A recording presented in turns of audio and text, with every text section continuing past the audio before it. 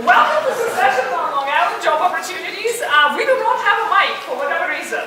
So we will be projecting and we'll be speaking loudly and people will stand up when they want to say something. If they feel like it, right? We're not going to require that. So what we're going to do during our session, and more people will be arriving, so just ignore them when they come into the room. They'll find their seats. We have a plan today, so we're going to have introductions. Everybody will spend 1 to 2 minutes talking about what they do. We will have panelists do it themselves. And then we're going to launch into a hopefully productive debate. It's always productive here. We're going to see what young people, and I'm going to use the word millennials because millennials are wonderful, but we have plenty more young people in addition to millennials. We're going to think what young people expect from their workplace, okay? So our employment is the highest rate in the recent 40 years. Job market is pretty tight. Companies have to compete for your talent, right? Because if they don't hire you, talented you, at lower prices, they won't be competitive themselves, okay? So they need young people with skills. And after that, what are they doing to compete for you? But also, what is your expectations of where you want to work? We heard a question earlier, environment matters to you. Well, your company should be environmentally mindful. What kind of settings do you expect? Do you expect community in your workplace? Do you expect your workplace to care about what's going on in the society? And so on. So this is the questions that I'll be asking our panelists. We will spend about maybe 30 minutes, 40 minutes on this, and then we will open to the floor, and we're going to have exchange, and whoever wants to contribute can contribute. Before we start, I'm going to pitch 2 events for you because I was asked to do that. The first one is Charting the Course by our presiding officer, Dwayne Gregory. It's in Farmingdale. It's making Suffolk County millennial friendly. So this is a panel with all the major employers. As you know, H2M is a major employer, so Richard Common, who is their principal, president, and CEO, will be talking. We do have the head of HR for H2M. H2M grew very rapidly in recent 5 years. Yes. And they were a local company with tri-state area, but now they are all over the place, right, through various acquisitions. So we will hear. And Richard will also talk about how they fight for millennials. It promises to have Northwell Healthcare and other Launchpad and other wonderful participants. That's on December 7th at Farmingdale College in Roosevelt Hall. It's in your package. This is New York Youth Summit, which is something that I do. And it's at Berkeley College in Manhattan. This is for high school students, open to all high school students. They can submit a project. The top price is $1,000.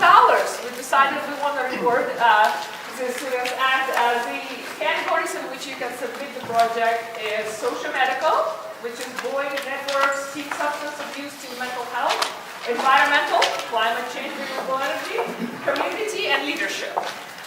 This is due by March 1st. Without further ado, I will first tell you who is on our panel, and then our panelists can introduce themselves. So today we are extremely grateful to start with to St. Joseph's College, because St. Joseph's College has been our partner for many, many, many years.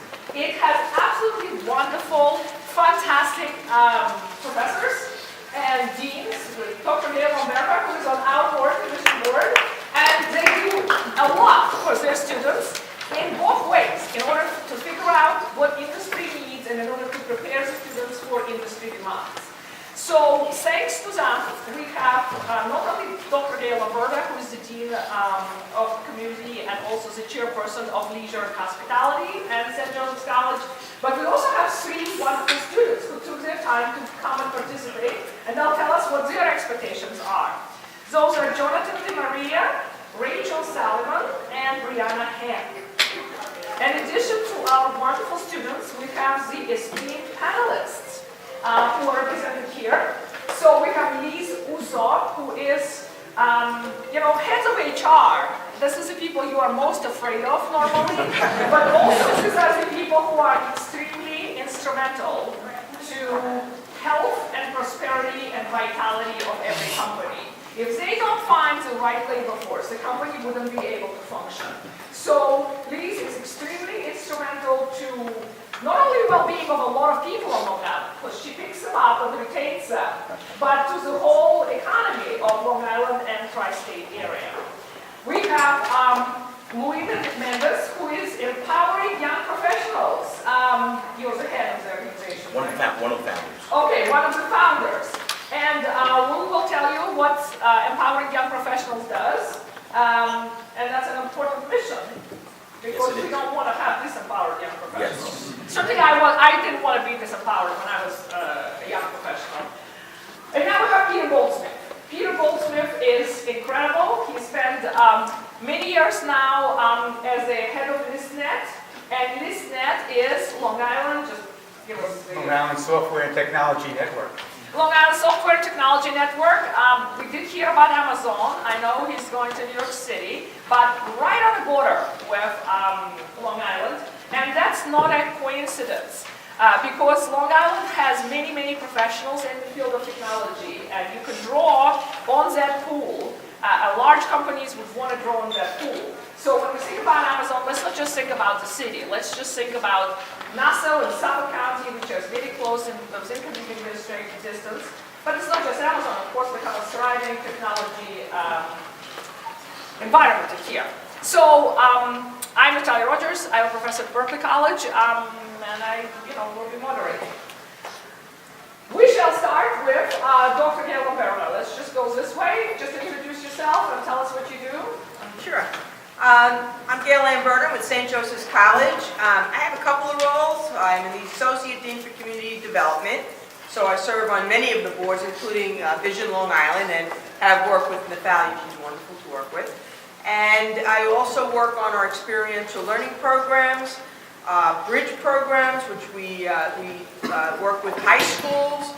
So high school students can actually be taking some courses at their schools, taught by their teachers, and transfer those credits over to St. Joe's, and many times those credits are transferable to other colleges and universities. So we work with bridge programs, we work with continuing education programs, which we work with corporations with continuing ed, as well as our internships.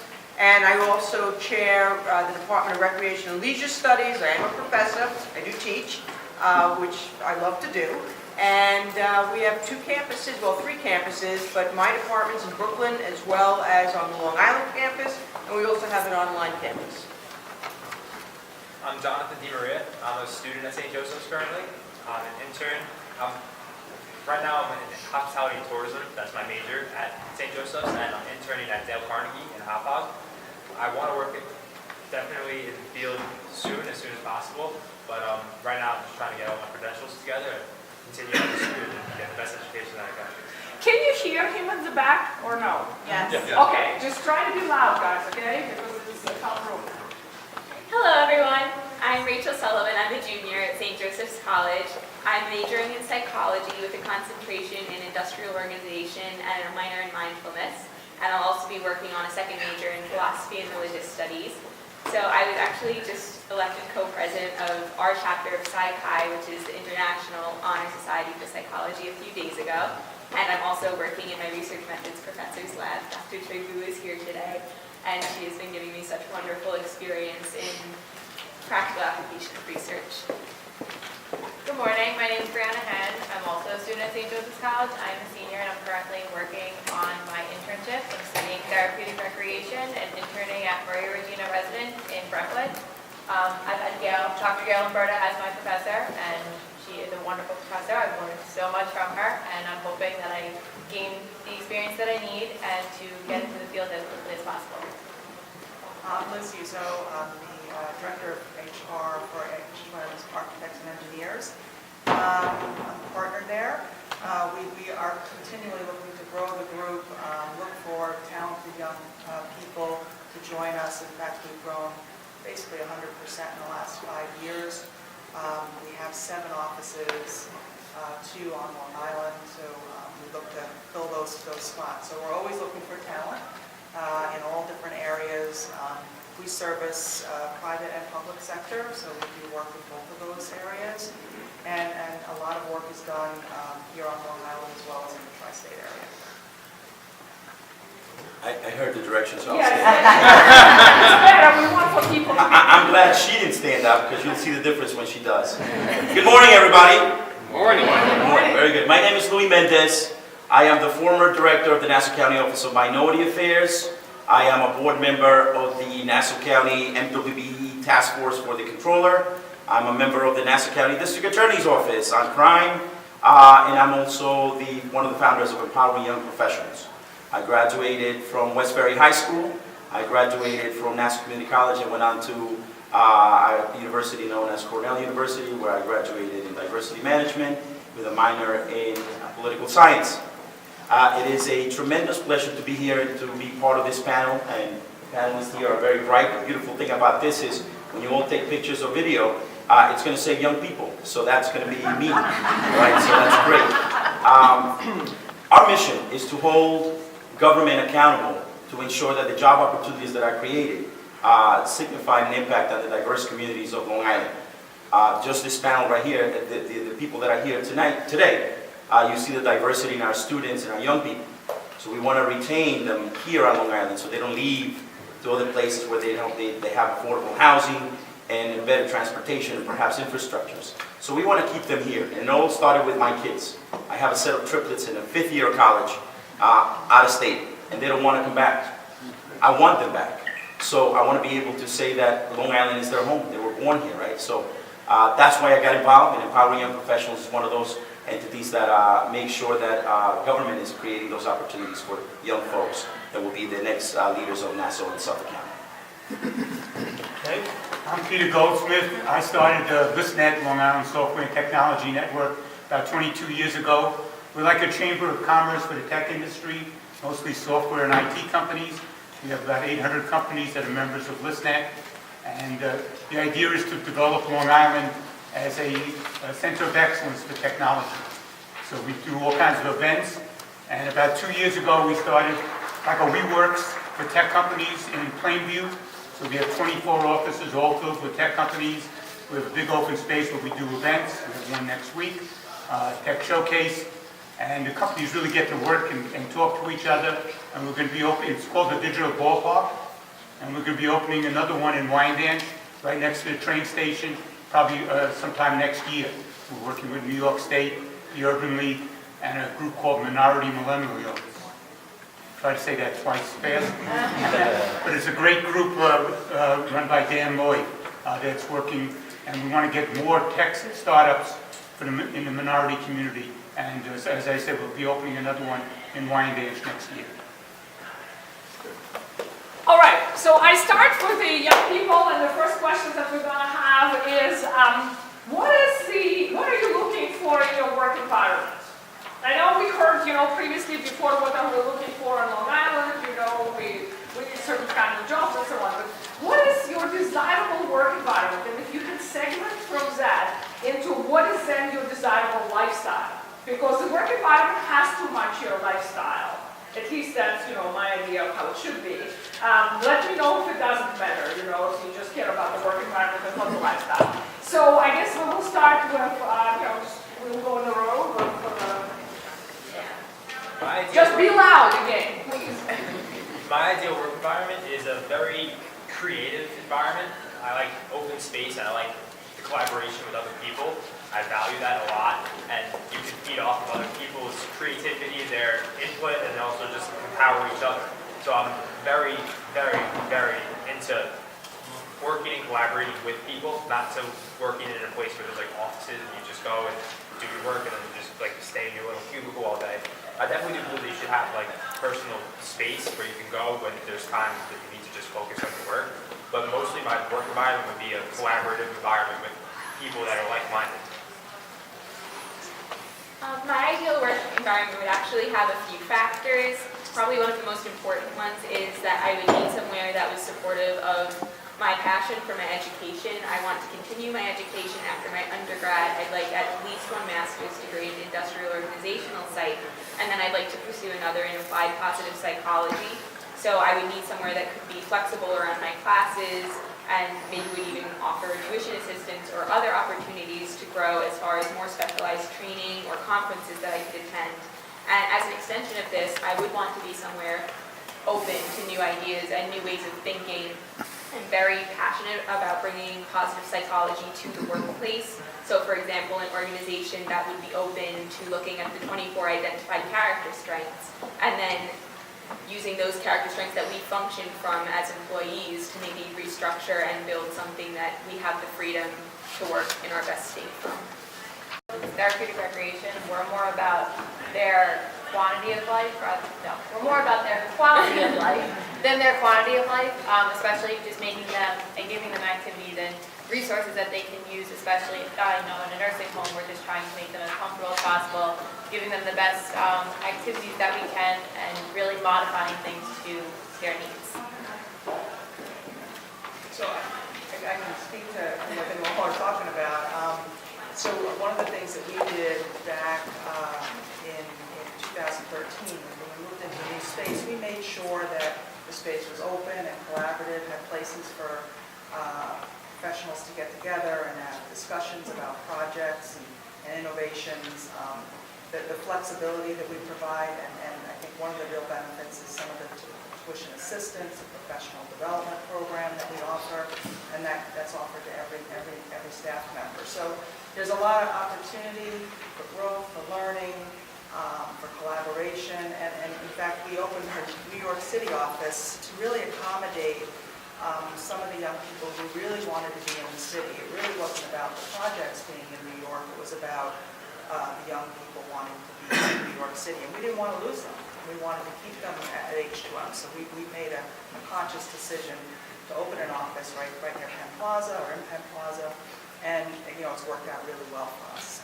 Is there any difference between the expectations of the young people that work in your offices on Long Island versus the expectations of the people or for work environment that work in New York City? Well, I think the expectations are pretty similar across the board. All of our offices look like, when you walk in the front door, they all look the same. So all of the furniture, the furnishings, the color, the collaborative areas, everything within the interior of our building looks the same. So whether you're mobile and you have a laptop and you can work out of a different office, you get the opportunity to do that. I just took one of the young people from my department, and I visit each office. So we have, I guess really 8, I guess there's 9 if you include the satellite that's affiliated with ours because we've grown so much. But went to Howell, New Jersey, and I took her with me. And she got to work in the office, got to meet the people, and we only have about a dozen people there, but again, really a way to make connections. And for my department in HR, that's really important. It's important that people know the name to the face. And I think that young people find it exciting. They get to do something different for the day instead of coming in and sitting in their workspace and just, right back on the computer. So we try and make sure that we have all the devices. We have Skype for Business, so there's a lot of opportunities. Yesterday we had an open enrollment meeting, and we had probably 50 people in the conference room, and we had 75 on Skype, which I think is really exciting. So people have the access no matter where they are. So that's really important, and they can do it on a device or sitting at their desk or in another office or wherever the field. We have field employees who can accommodate them as well. So my next question is to Lou, because we are hearing collaboration, support with future education, investment in education, open to new ideas and creativity. So those are the 4 key components that so far the students presented to us. Lou, you as a voice for the professionals on Long Island, could you add to that? Sure. What environments do you think people expect? So over the last 7 years, I've been involved as a consultant in downtown revitalization. 2 of the main projects on Long Island are the Village of Hempstead's $2.5 billion downtown revitalization. A community benefit agreement was created within it to ensure that exactly the things that we're talking about here are provided for. Unfortunately, the bigger concern when we do downtown redevelopment and create an environment is, can we keep the people that are there without gentrifying them out of an opportunity to be participants of the downtown redevelopment? Specifically, Huntington Station and Hempstead are communities of color. and what they present is transportation, right? You could take the train to go to work and then come back and live, work, and play within the train station. So that's the exciting thing about creating downtown redevelopment. The back end of that is making sure that there is an affordable housing. And I don't call it affordable anymore, I call it attainable. It's hard enough to be able to afford it, and so now the challenge is to attain it. And that perhaps is the biggest component. You could create all those environments. You could create the positiveness that the kids want, to be able to then work, live, and play within a transit hub, to go to the city if they want to work in the city, come back and hang out on Long Island, and create entertainment solutions on Long Island for them. Otherwise, it becomes a place where they come home to sleep and then they go back out into the city. But the problem is, can we make it affordable, right? It's very expensive to live on Long Island. And one of the challenges that we have is, if we create the environment, then who are the people that are going to afford it? And in minority communities, we want to make sure that our professionals are prepared to participate as stakeholders in the downtown revitalization, so that the community continues to look and feel the same way. Because practically the reason why people want to build in downtown redevelopments like Hempstead, like Huntington Station, because of the diversity of the food, diversity of the cultures, and all the colors that are brought into it to be able to create an exciting place to live. It's a lot. Don't worry, I will jump on that once Peter speaks. So Peter, what do you see in your industry? Professionals in technology, what do you see that their expectations are? Well, especially in IT and the software fields, companies like to collaborate and work together. So big companies like H2N can do, but small companies usually take an office somewhere and they can't work with other people and don't see other people. So what we created with the Digital Ballpark is 24 companies, and they collaborate with each other. We do BYOG the first Friday of each month, and instead of bring your own bottle, just bring your own guitar, and people play music and get to know each other. We do events during the day. We had a pickle and peanut butter sandwich lunch, because there was something written in New York Times and people came out. So a lot of the companies, the smaller companies, get to work and collaborate with each other. You were talking about Huntington and Hempstead. Wyandanch is another area with Wyandanch Rising, and that's where we're going to be located with our second digital ballpark. We're also starting a program called GRIT, and the idea of GRIT, it was a book written by Angela Duckworth. It's not just getting a college degree, which is very important, but it's also the fire in your belly that's going to make you successful. So you don't have to go to a Harvard. If you have the kind of fire and determination to make things go. So we started a program called GRIT, Growth Recognizes Individual Talent. It's going to be a 4-month program to help minority tech startups, and it's going to be started in Wyandanch. And we're going to be working, because if you go to most tech events, it's white males. And I don't know why, so we're trying to get more women and more minorities involved in the tech industry on Long Island. On that note, so we're going to add to the list diversity versus gentrification.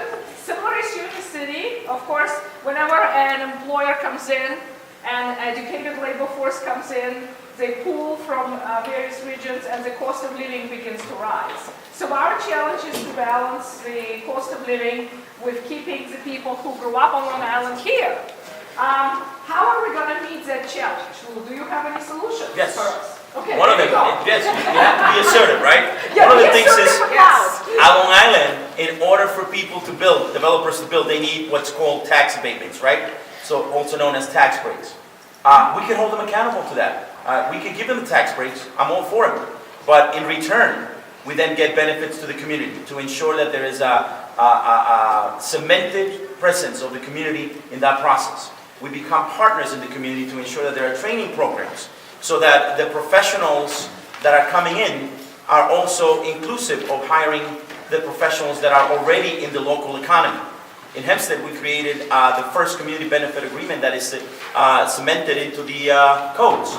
You cannot get a permit to build the next building without providing 25% of the jobs and 25% of the contracts on the construction side, and then 25% of the permanent jobs once the repopulation takes place. That ensures that is the case.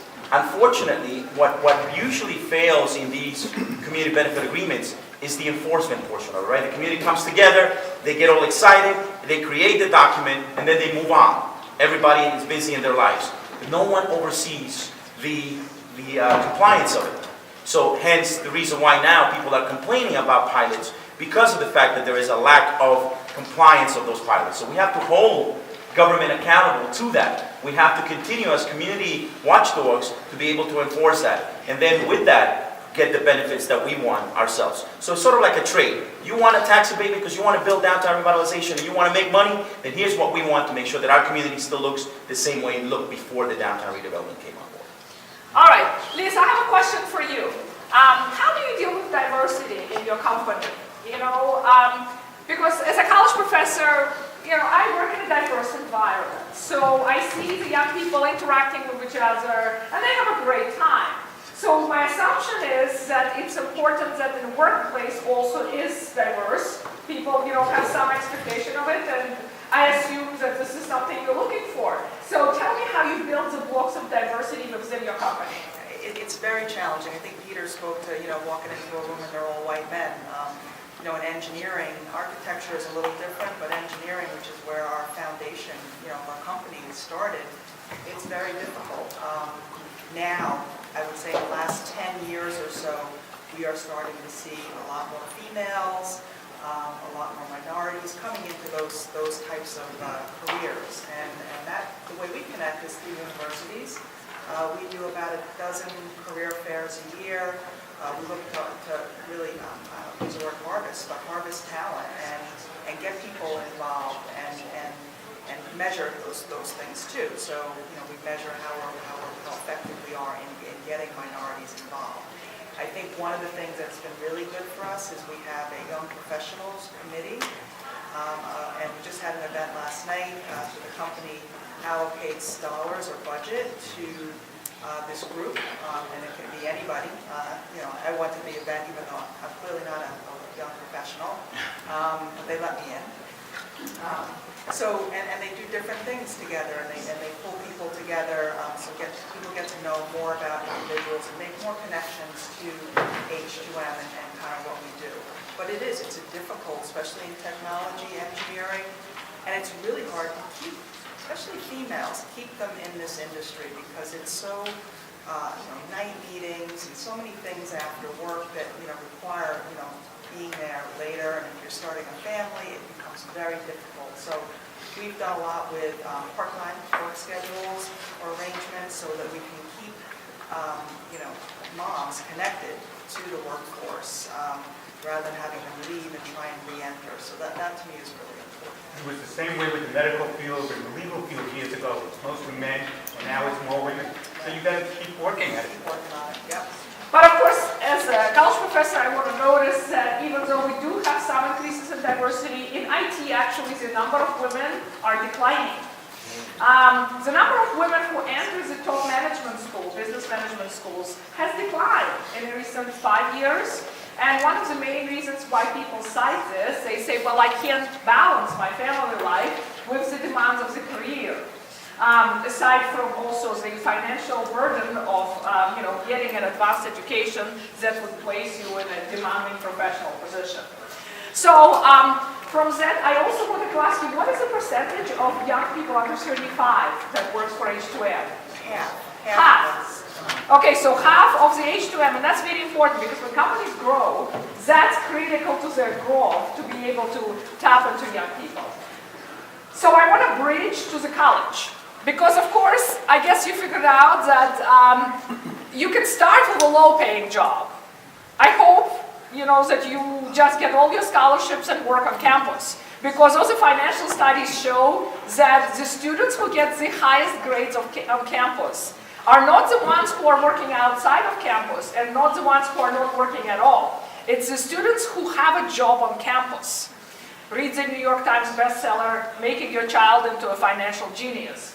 So I'm assuming that you would start with some job which wouldn't pay you a lot, but then somehow you have to figure out how to get your education. And colleges are critical in systems of advisement, system of navigation, system of internships, and also talking to employers and trying to figure out what's needed in the labor market. So I'm going to pitch the ball to Dr. Gail Lamberta, who's very, very experienced in all of that. And can you speak for the educational institutions on Long Island to tell us how you're trying to navigate the system and help young people to navigate the system? Sure, I'm happy to. My colleagues, by the way, Dr. Eileen John and Dr. Dominique Trebo, also are very involved in the same circles. And I think what's important is that you should know that colleges and universities are not working necessarily in silos. We do work together. We have a lot of consortiums to try to address some of the issues and challenges on a regional level. And so we do work very well together. But I'm going to speak a little bit to St. Joe's, and certainly my students have experienced this. We're not a liberal arts college. I just want to make that clear. However, we offer a comprehensive education, whereas we have some roots in the liberal arts. And what that does, it enables us to offer a program that will foster problem-solving, critical thinking skills, analytic skills, and teamwork. And so a lot of our courses that students take in our core curriculum reflect many of the 21st century workforce skill gaps.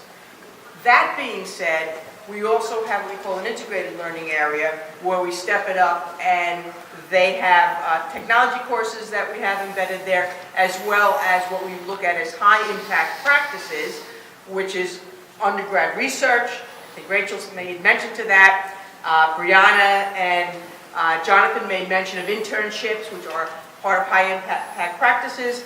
So last academic year alone, over 70% of our students participated in a form of experiential learning.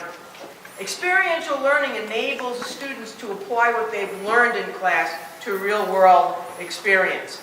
That gives our students a bit of, a little bit of a head of when maybe a student who is not engaged in experiential learning. One of the things that we have, as well as that in college, is that we open up our students to a lot of professionals in the field. We have several institutes through the Center for Community Solutions. We offer programs that include industry leaders, political leaders, community leaders, and educators. They come to St. Joe's. We offer these initiatives and breakfasts to the community as well as our students. So they're interacting with professionals long before, in fact, they even intern. In some cases, they participate as well in the planning stages. So they really get a good handle on it. We also have our alumni office that are very actively involved in pulling together presentations and in bringing our alumni back who are now working in the industries. So we make a lot of connections there. We have a tremendous amount of partnerships with many industries across every discipline. And the other piece of it is that, we all do research and we can all take a look at some information that's coming out in journals and new textbooks. But what we do is we also have what we call advisory councils attached to many of our departments. So we stay on the cutting edge because the participants on the advisory council are not just educators and students, but they're industry leaders. So they're bringing back to us some of the skill gaps that they're finding that they are in need of, and we can respond to that immediately. We've embedded many of the soft skills that have been lacking in our courses in our curriculum. So students become a bit more well-rounded. We also have an area of service. So our mission is very service-driven. That's the Sisters of St. Joseph are our founders. And, one of the things, or a couple of things, I know the students talked about what they would like to see when they go out in the field. You missed one, is salary, of course. They do need the salary. That's the next question. But, some of those skills that they get in the classroom and then are able to apply help them to really be more prepared. Many of our students are offered positions while they're interning. So, they are getting the jobs. One of the things that I will say about salaries, or what I try to tell our students as well, you're going into an entry-level position. You have to keep that in mind.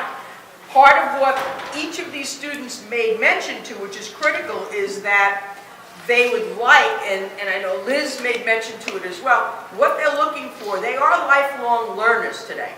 So the students that we see going into the workforce look for growth and opportunities to engage in some form of lifelong learning, whether it's pursuing a graduate program or going to workshops or certifications and so on. So that's critical. So I want to just make mention of that, but you know, how we respond, integrated majors, dual majors, certificates. These are different aspects that we have where we can make our students more marketable, minors, you know, so that they actually are better prepared. So their resumes, when they leave St. Joe's, really are very robust, and they have the skill sets. To sum up, hold on, take your college to task of working with you and stay flexible and learn for the rest of your life. I'm assuming that would be. I'm beginning to see hands in the audience. So what we're going to do, I'm going to give Lou opportunity to speak. Then I'm going to ask last very quick question from students, you know, about the salary and, you know, what it's going to afford for you here. And I'm going to ask Liz also about what she wants to see in the new generation, because we don't want it to be one way. And then we're going to open up, and everybody can ask questions. Normally, it's a very active part of our session. So let's just get through this, and I open it up to everyone. You know, H2M talked about perhaps the toughness of getting diversity in the workforce, right? So the best weapon for that is engaging the high schoolers, creating a farm system. We at Empower Young Professionals created a corporation called Studio 7. And within that, we created 2 radio stations. One is called elvianoradio.com, and the other one is America's Islamic Radio, which is the first Islamic radio station based out of the U.S. We have South Asians who are Muslims as our members, so that created that opportunity for them to have a forum. The studios are located in our offices, and they're state-of-the-art. Immediately, the Latino radio stations is up to 300,000 listeners, and American Islamic Radio's got about 7,000. So it kind of gives you the perspective. And what we're doing is we're reaching out to diverse high schools to bring the students that were otherwise, because sometimes college is not for everyone. But at the same time, you give everyone the ability to understand that if you impact them in high school, then they might find their niche in life that they might want based on the impact that you might have. So for the corporations on Long Island, the big ones, the big employers on Long Island, who are looking to diversify their workforce, the best way to do that is to touch base with your high schools in the diverse communities, so that you could impact them perhaps when they're just beginning to make the decision on what college they're going to go to based on the career path that they want to choose. So I just wanted to add that component. I'll work with you on that. Yeah, we've got some really, really interesting stuff going on. We've sponsored a ACE mentor team. This will be our 8th year, where we work with high school students in all over Long Island. We're one of the only teams in Suffolk County. Most of them are in the city. So we've done, and they come every 2 weeks. They get a mentor. They actually design a project from start to finish. They make a presentation. So there's a lot of that stuff going on. That's good to know, because I think that is helping, because we're getting those connections early on. Turning to high schools, we want to recognize people who are here today from high schools.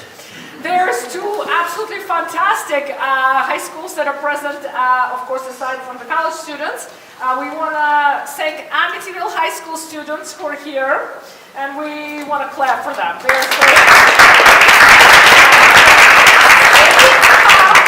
Their teachers, Dr. Dan Impagliazzo, Mr. Grice, and Mr. Reynolds Hawkins, who is a school psychologist. He's here with us today. We also want to recognize General McDonald's, Arthur McDonald School from Levittown. And teacher is Dr. David Friedman, who works with us in every possible fantastic enterprise. So we need to understand that high schools sometimes are very insular, and it's difficult to penetrate them, you know, because the educational system is set up in this way.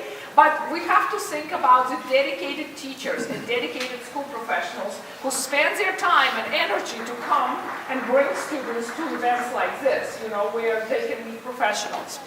We also want to thank students from SUNY Old Westbury, Hofstra, and St. Joseph's College who are here. Now back to the question about salaries. So, guys, in each one of your industry, I know you're interning, what do you anticipate as the starting salary? For starting salary, I'm not looking to work at Dale Carnegie, but I wanted to start off with thinking that there's too much emphasis on the salary that you're going to get from your job. It's very important, but I feel like before you look at that, you should look at what you're doing every single day, what your job entails, because if you don't like what you're doing, then you're just going to be miserable the rest of your life, regardless of how much money you make. So I believe that salary is very important, but for all the kids in the back, really look at what your day-to-day is going to be. Look at people that work and ask them questions. This is the time in your life now when you get to decide. You're in high school. Go out, talk to people, network at events like this, and really grasp what it would do, what you would do every single day in a position. And then look at the salary, because it's gonna change your mind. It's gonna affect it. And the worst thing you want to do is stay on your phone, keep your head in, go to school, come home, and then once you're in college, a junior, senior, you're looking, and now you start worrying about it, because you have the time to make these decisions. So then back to me with the salary. Personally, money is an issue, and it definitely affects the lifestyle that you can live on Long Island. I definitely do hope to make a decent salary, but I more importantly want to be happy with what I'm doing over anything. And personally, right now, I have the privilege to work, and I work serving private parties, catering weddings, and there's nothing better than being able to see the enjoyment and the experience that you give to people. And that's something that I also take personally with me, that when I go out, I look at that. How much is the waiter paying attention to you? How much is this person helping you at wherever place you are? If you came to an event like this, how much are they helping you? If you're talking to someone that's very bitter and someone that doesn't want to help you because they're having a bad day, they're letting their life intrude on their work, it makes the whole experience terrible. And I feel like that's a huge misconception nowadays, especially with the youth, is that it's salary, salary, salary. Like, look at what you want to do first, and then the salary, because you have the time now to make these decisions. So I really hope you guys can take that. You might not be alone in that attitude, that's why I asked the question. Because young people look for meaning in their work, and that's really important to them. Let's go to the next panelist. I actually agree with Jonathan. I think that the environment of the workplace to me is more important than the salary. As long as I have enough to live on, I'm pretty much okay. I would care more that it's somewhere that I can really grow and be happy in what I'm doing. So for me, my lifestyle would really... Okay, so Don't last work. was very little, okay, fine. I still need some number. Because you know, I mean, myself is $27,000. I don't know. Your friend invited you and you were in the coffee shop, saying coffee, but you were drinking water. You tell what you do? Yeah, but you're still socializing. I would say a common number that I've heard from some of my friends who have graduated was around 30 or 40,000 for some of the jobs, and I think that's fair, but you also have to look at when you're just starting out. Right. If someone gave me a lower salary but said, I will help pay for grad school, I would absolutely take that, because that's definitely a factor for me. So I don't think you can quite just look at a salary just as a number alone. You have to also look at all of the benefits that you will be getting and see how they suit you at that point in your life. Sounds good. Also, I believe in that also, and what credentials is your job going to give you? What are they empowering you with that's going to also help you to enjoy your lifestyle and to enjoy moving up in your workplace? Because if you're going to go in and get this one job and then you're never going to get a raise until 15 years, what's the point? Well, you're just going to be working at that. So you want growth. You want to look for growth. Look for companies that are going to give you growth and give you the education that you need within the workplace to move up that work ladder. Because that's something that a lot of companies kind of just take people and they just make them robots. And that I think is one of the worst things ever. Because back to the salary, if you have your lifestyle, you can, especially on Long Island, you can do a lot of different things off of not a lot of money. And I think that that's already shown throughout people on the island, because it's so diverse. We have everything from one area, the train tracks been divided, and then it's a totally different salary for the entire area. So it's very important, but I feel like you need to look at how it's going to affect you overall. Okay, And building all blocks aspects. for your career. You want to have some development where you have resources to jump into other places at the end of your... But within the company to work up. Okay. Because if you're not going to work up, you want to just do the same thing. Sounds good. Let's go to you, and then we just, I'll shift to Liz, and then we're gonna go back to audience now. So I agree with Jonathan and Rachel partially about what they say about jobs and, I mean, I understand, like, of course, your first job is not your dream job. I understand that. And like Dr. Lombardo has always said, like, she's always made it known that when you first start out, you're going to get an entry-level job, and that's it. In Long Island, it's very hard to find a job and still live here. That's how I feel. I know I'm going for therapeutic recreation. You can be certified therapeutic recreation, and your salary is $42,000. But you also don't need to be a certified recreation therapist, but you're making $38,000. So at that point, it's like, what's the difference? I'm not going to, do I sit for the certification test? Do I not sit for the certification test? So I personally feel like Long Island, yeah, it's good and there's stuff that's up and coming, but at the end of the day, it's hard to say that Long Island is best suited for jobs and opportunities, where down south, not that I'm saying that, but down south there's... Okay, you can say that's fine. Okay, down south there are other opportunities because I'm getting ready to actually start looking for jobs, and I have been looking out of state just because Long Island is so expensive and there are more opportunities down there in higher paying jobs, so...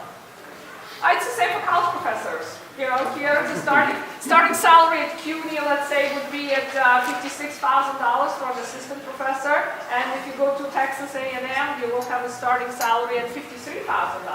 So my colleagues, yeah, they can't afford to live in New York City on $56,000 or on Long Island, but in Texas, they can do that and they're comfortable. So this is something that all of us should think about, you know, consistently, because if we lose the people who are learned, who got our education, and we're not replacing them, well, we are also losing the revenue. It's complicated, you know, we have some coming from the city, but we definitely want to retain our talent. All right, please, you are the last person on the panel who's going to speak very quickly, because I want to go to participants. What do you think is maybe missing? Or maybe you wish for something wonderful in the new generations that's coming up? So I enjoy working with the young professionals. I really get a lot out of it. I find it really valuable. My team is mostly made up of young people, and I rely on them, to help me with technology and other things, and they're creative and innovative, things that I wouldn't necessarily think of. So I think, as far as bringing to the workforce, having an open mind, and speaking up. I think too often we've had people leave, and they leave because they said, I wasn't given the opportunity, and given, is that word, did you ever ask for something? And they don't ask, and they just leave. And that to me is critical to your success. And I'll just end it with a quick, just as a story. So I've been with H1 for over 30 years. I started out as a payroll clerk. I wasn't a good payroll clerk. I did it. I don't even know why I did it, but I did it. I have a degree in hospitality management, and a position opened up in HR. And the CEO at the time was the one who took care of that. Back in 1988, that was not, you didn't walk into the CEO's office and ask for something. But that's what I did. And I was made a partner in 98, senior VP last year. You got to ask for them, let people know what you want. It's so critical to your success. If you don't, you won't get what you want. And you can't expect it just to be given to you. I think too often we hear, I have to have a career path, I want something, written on a piece of paper, what's next, and it doesn't work that way. It works when you speak up and you ask for things. We have tons of programs that people just don't take advantage of. And I think it's a shame, our tuition assistance program, we get very little participation in that. And so I think just like I said, putting yourself out there and really understanding what's available to you with an employer is critical to your success. Ask for your promotion, ask for resources that the company can give to you, use up their programs, and it may work very well, just like we see for the person in front of us. Lou, I'll come back to you in a moment. That's fine. Can I please get some participation from the audience? Okay, you were first, then you, and then I will take everyone else. Go ahead, just your name, introduction, and 1 minute, okay? Angel Cepeda, among the many hats that I wear, I'm on the board of directors to Nassau County Office of Youth Services. It's good to see a lot of high schoolers here. And Louis was right. You know, the pipeline, okay, for young people. How do we create cohesion or coordination with our higher education institutions and also with our business sector, so that these young people here that over the summer are able to integrate, get a feeling for what the marketplace is calling for, and then be prepared to make a decision. Do I want to go, whether it's to higher education as a pathway, or to go into something else? How do we do that and stuff? So I think Okay, let me just get this from an academic piece. So what we see changing in the high schools are starting what they call CTE programs. They're career and technical education programs that are certified by New York State Education.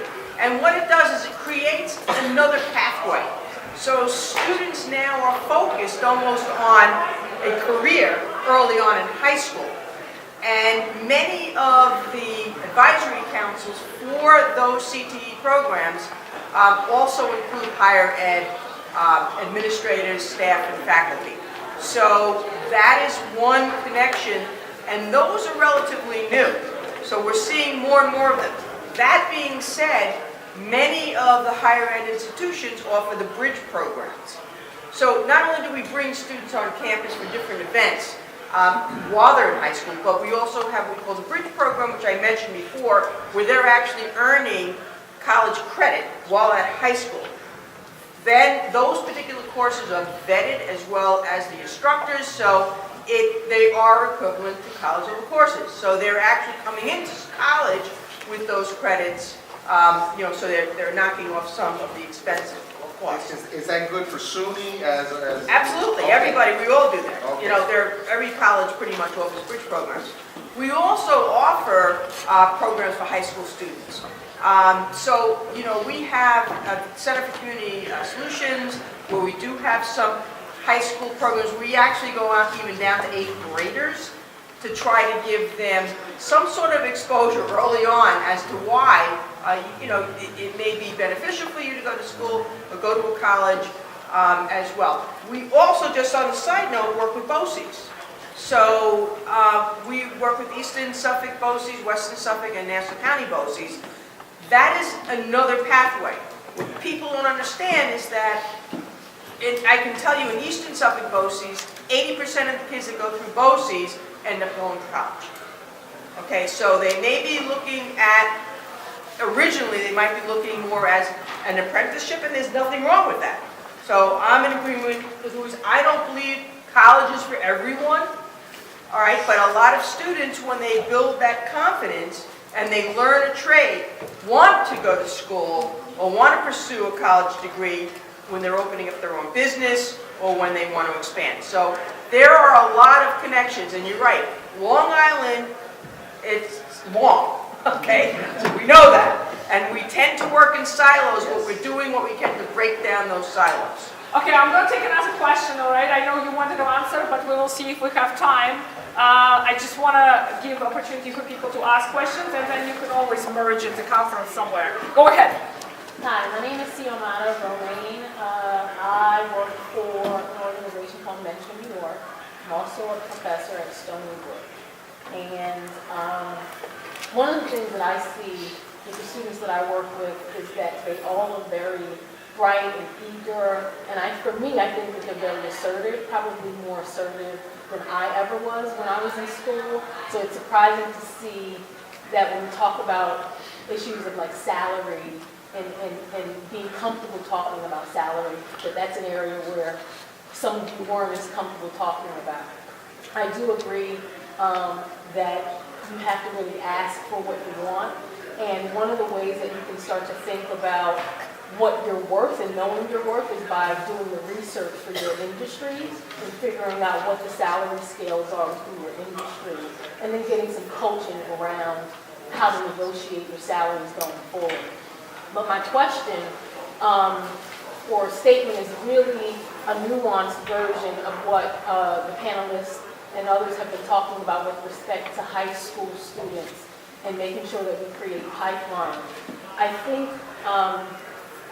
one of the things that we're not really addressing often when we talk about creating those opportunities is the lack of opportunity on Long Island as it relates to high-need school districts.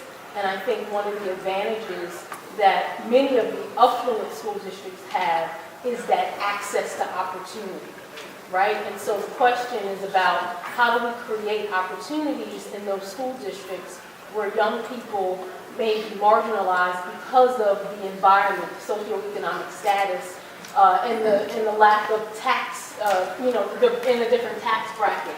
And that exposure sort of limits their access to some of the programs that we see that afford students in other districts to go on to excel academically in college. So I'm wondering what employers can do. I know that a lot of the colleges are doing great things in that respect, but how can we get more employers to step up like H2M and then create those opportunities way ahead of the young person actually entering college, but particularly focusing on those high-need school districts? Good question.